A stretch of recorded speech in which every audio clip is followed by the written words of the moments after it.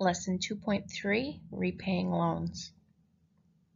So we've already talked about different ways that you can borrow money, and we've learned about the interest that you're charged when you do borrow money. Today we're going to look at all of the ins and outs of repaying those loans.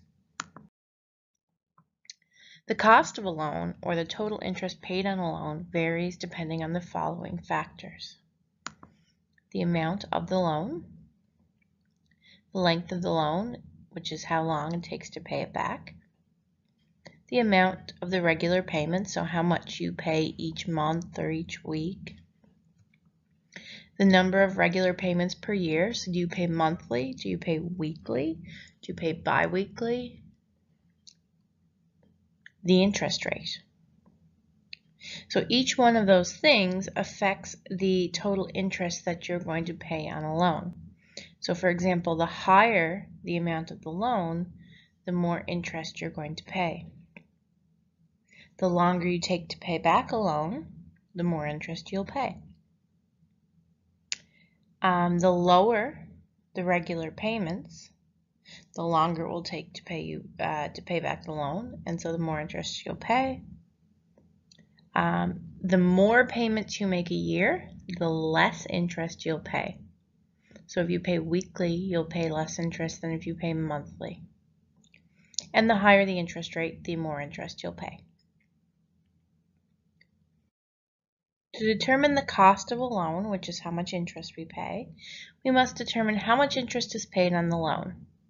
To do this, we must first determine the total number of payments that we are going to make to pay off the loan. That's calculated by multiplying the payments per year by the number of years that you're going to take to pay off the loan. Once we determine the number of payments, we can determine the total amount paid on the loan. To do that, we multiply the number of payments by the amount of that payment.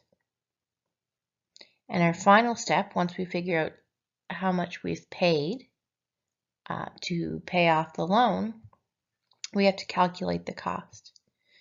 So the cost of the loan is the amount we've paid total, subtract the amount borrowed, and that will tell us the cost of the loan or how much interest we paid. So let's see an example. So Ramiro borrows $18,500 to buy a car and makes monthly payments of $430 for 4 years. Determine the cost of the loan.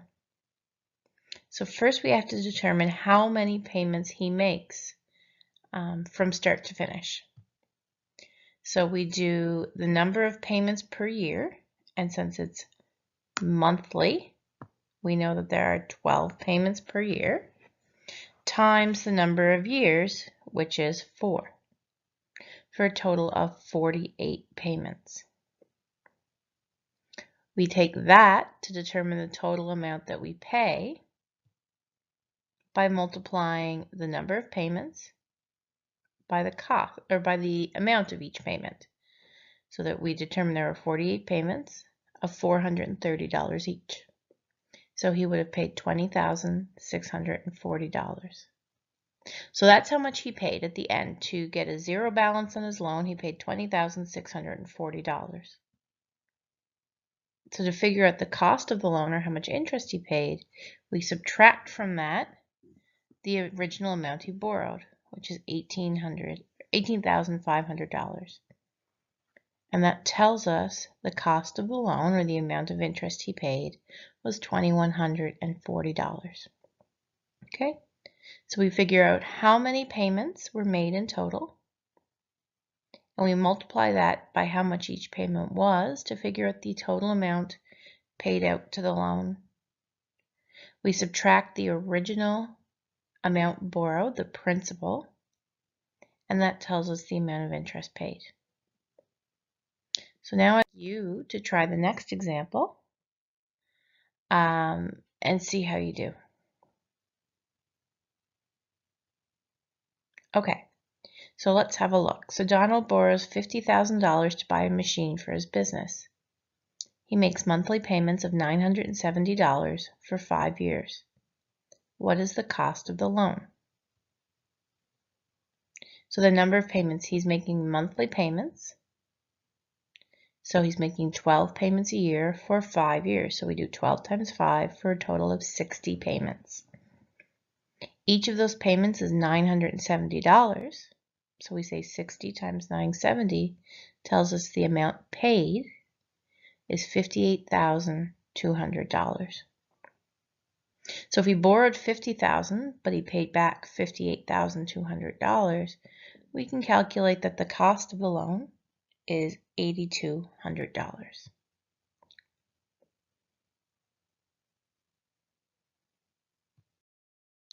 Another way of gathering information about loan repayment is by using an amortization schedule. An amortization schedule is a table that includes the following information: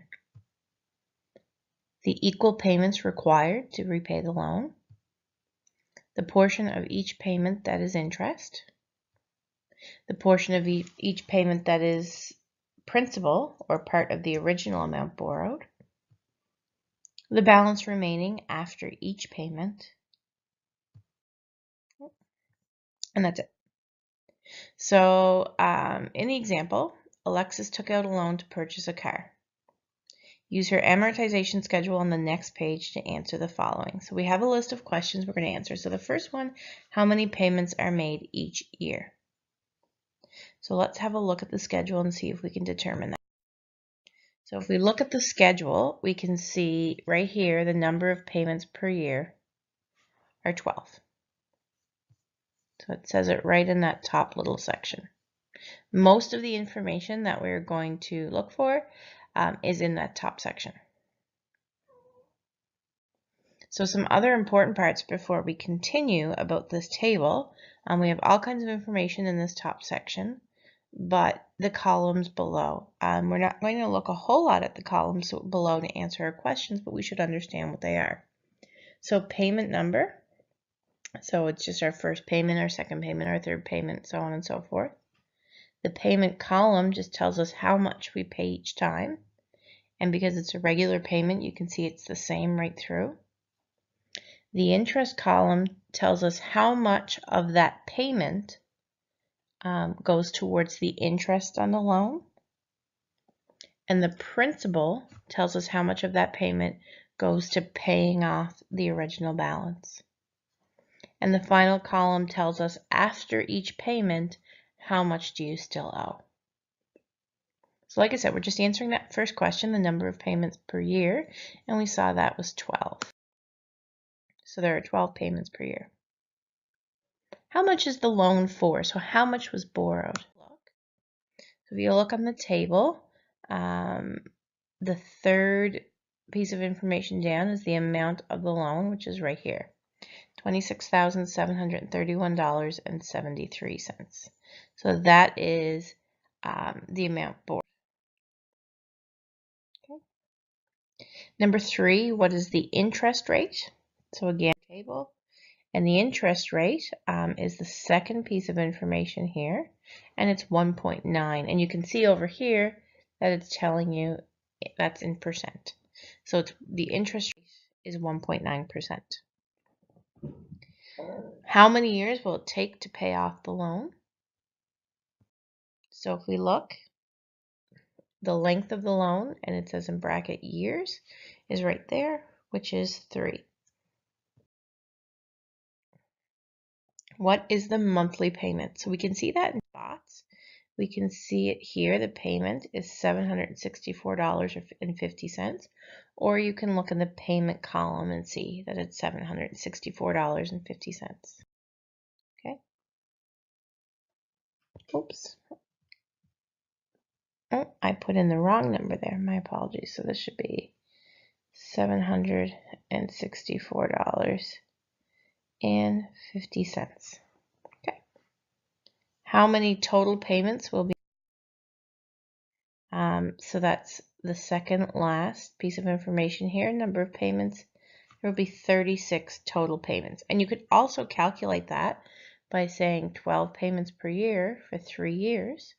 So the total number of payments would be 12 times 3, which is the math we did in the last set of examples. So there are 36 total payments. And what is the cost of the loan? Well, the cost of the loan is that last piece of information. It's also how much interest we pay, and it's $790.24. Okay.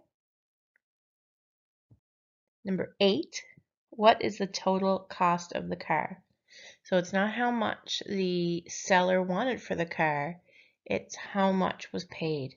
So it's a combination of how much was borrowed plus the interest that had to be paid as well.